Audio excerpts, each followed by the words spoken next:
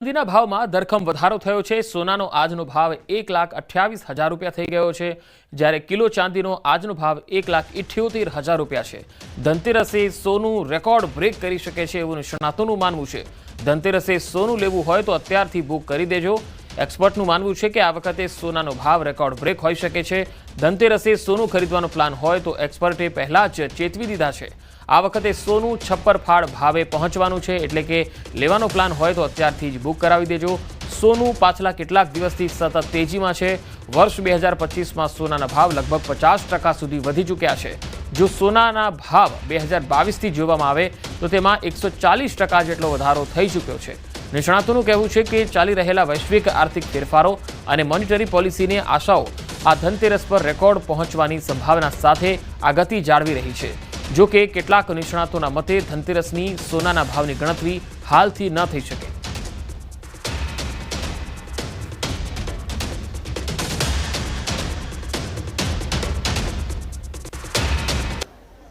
પુષ્ય નક્ષત્રની એક દિવસની વાર છે ત્યારે અમદાવાદમાં સોના ચાંદીના ભાવની અસર માર્કેટ પર જોવા મળી રહી છે।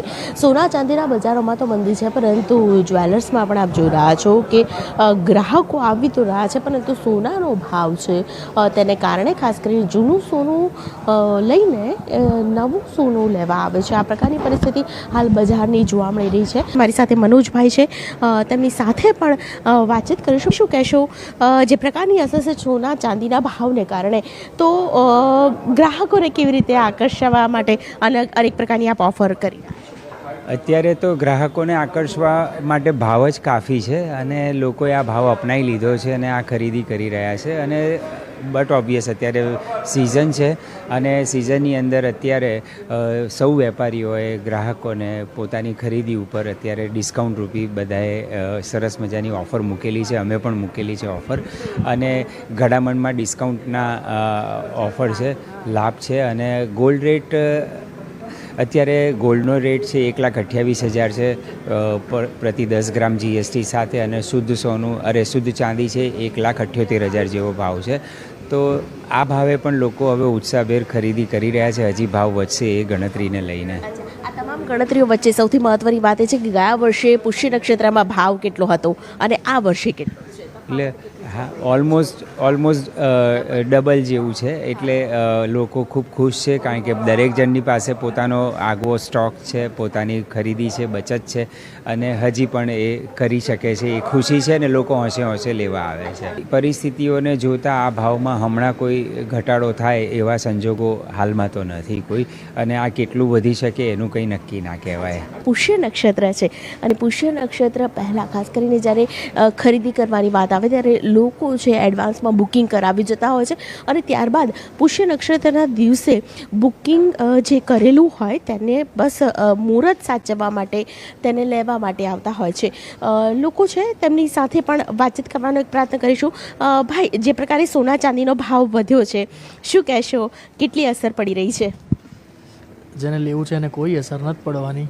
લેવું છે ને કોઈ અસર નહીં પડે, પણ જૂનું સોનું લઈને લોકો નવું ખરીદી રહ્યા છે, તે પ્રકારનું એક ટ્રેન્ડ જોવા મળી રહ્યો છે। હા, અમે પણ અત્યારે કદાચ એવું જ કરી રહ્યા છીએ કે જૂનું આપી રહ્યા છે અને સામે નવી ડિઝાઇનને પરચેસ કરી રહ્યા છે।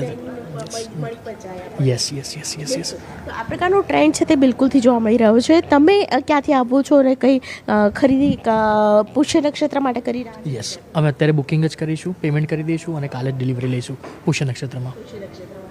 તો જૂનું સોનું લઈને આવે છે લોકો, અને નવું સોનું છે તે ખરીદવું તો છે, પરંતુ જે પ્રકારનો ટ્રેન્ડ ચાલી રહ્યો છે, વેપારીઓ પણ ઘડામણમાં આકર્ષક ઓફરો આપી રહ્યા છે, એટલે જૂનું સોનું આપીને લોકો નવું સોનું ખરીદી રહ્યા છે। સોના અને ચાંદીના ભાવોએ ફરી ઐતિહાસિક સપાટી વટાવી। પુષ્ય નક્ષત્ર પહેલા સોનું 2,244 રૂપિયા મોંઘું થયું છે। 24 કેરેટ 10 ગ્રામ સોનાનો ભાવ રૂપિયા 1,28,000 પહોંચી ગયો। સાથે ચાંદીના 1 કિલોના ભાવ રૂપિયા 1,75,000 નોંધાયા છે। દિવાળીનો તહેવાર નજીક છે, પરંતુ ભાવ વધવાથી ખરીદીમાં ઘટાડો થયો છે। સોના ચાંદીની ખરીદીમાં 15% સુધીનો ઘટાડો જોવા મળ્યો।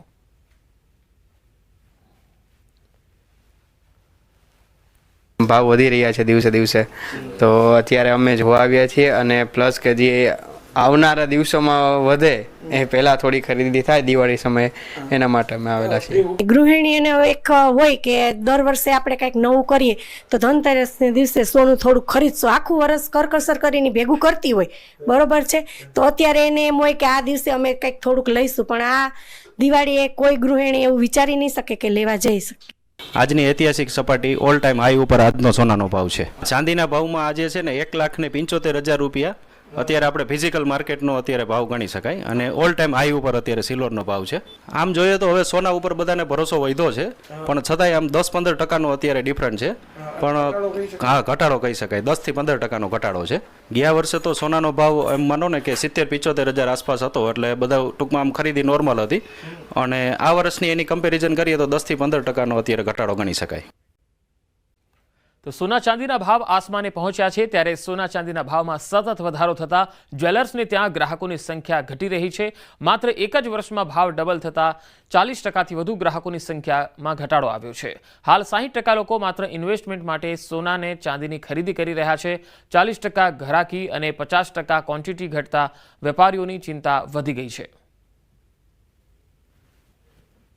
પ્રકાશનો પર્વ દિવાળી ને દિવાળી આવતાની સાથે લોકો શુભમાં સોનું અને ચાંદી ખરીદતા હોય છે, કારણ કે સોનું અને ચાંદી એક પ્રકારનું ઇન્વેસ્ટમેન્ટ હોય છે. ત્યારે સુરતના શોરૂમો ખાલી જોવા મળી રહ્યા છે કે જે દિવાળી આવતાની સાથે ગ્રાહકોથી ભરાઈ જતા હતા. તેની પાછળના ઘણા બધા પરિબળો છે.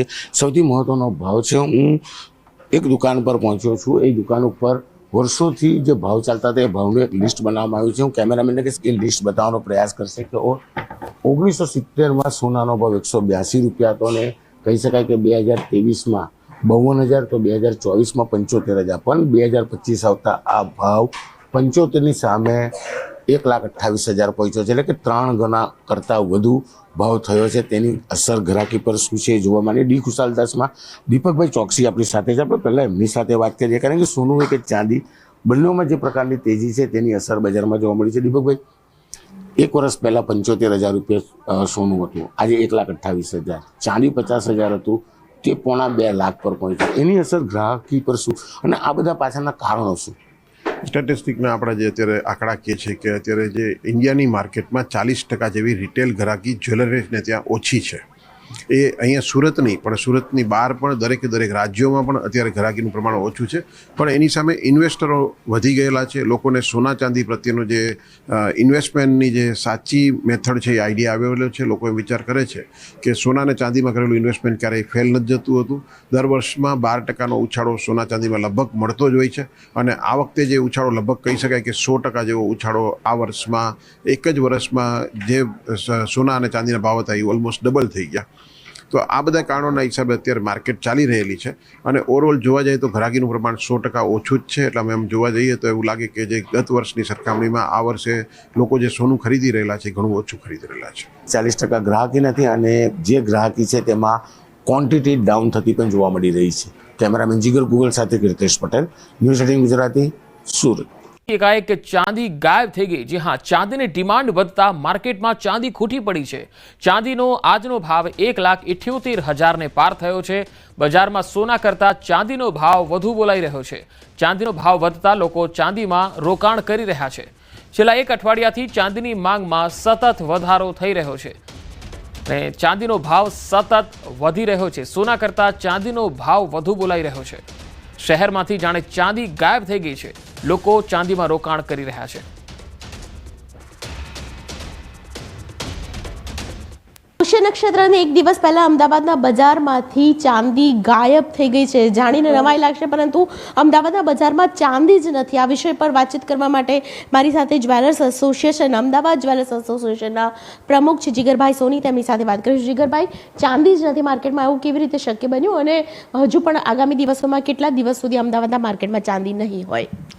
બેન, સૌથી પહેલાં તો આપણે જાણીએ છીએ કે વિશ્વ સ્તરની અંદર સોલાર પેનલ અને ઈવીની ડિમાન્ડ જે આપણે ગવર્મેન્ટ દ્વારા ઘટાડાની જાહેરાત કરવામાં આવી જીએસટીના દરોની, ત્યારથી કારના વેચાણમાં નોંધપાત્ર ઉછાળો જોવા મળી રહ્યો છે.